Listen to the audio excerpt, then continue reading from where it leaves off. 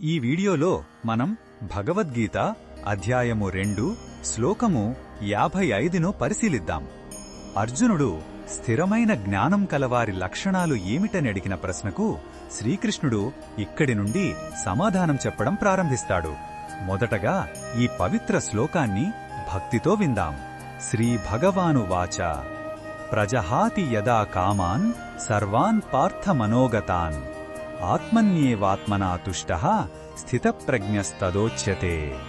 ఈ శ్లోకం అర్థమేమిటంటే శ్రీకృష్ణుడు చెబుతున్నాడు, ఓ అర్జునా, ఎప్పుడైతే ఒక వ్యక్తి తన మనసులో పుట్టే అన్ని రకాల కోరికలను పూర్తిగా త్యజిస్తాడో మరియు బాహ్య ప్రపంచంలో ఆనందాన్ని వెతకకుండా తన ఆత్మలోనే తన ఆత్మచేతనే సంతృప్తి చెందుతాడో అప్పుడు అతడిని స్థితప్రజ్ఞుడు అని అంటారు.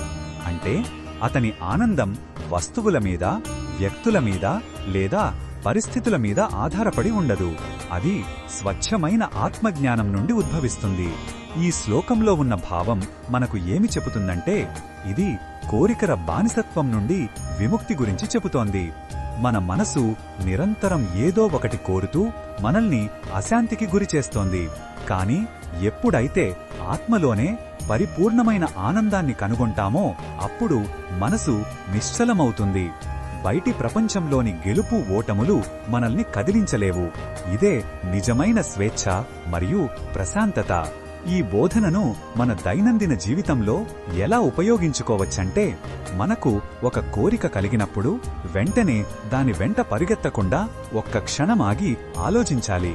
ఈ వస్తువు లేదా అనుభవం నాకు నిజమైన స్వచ్ఛమైన ఆనందాన్ని ఇస్తుందా అని ప్రశ్నించుకోవాలి. మన సంతోషం మన చేతుల్లోనే ఉందని, అది మనలోనే ఉందని గుర్తు చేసుకోవాలి.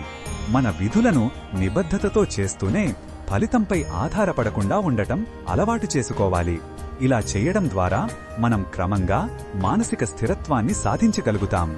మరిన్ని భగవద్గీత శ్లోకాల అర్థాన్ని తెలుసుకోవాలంటే మా తదుపరి వీడియోలను తప్పకుండా చూడండి.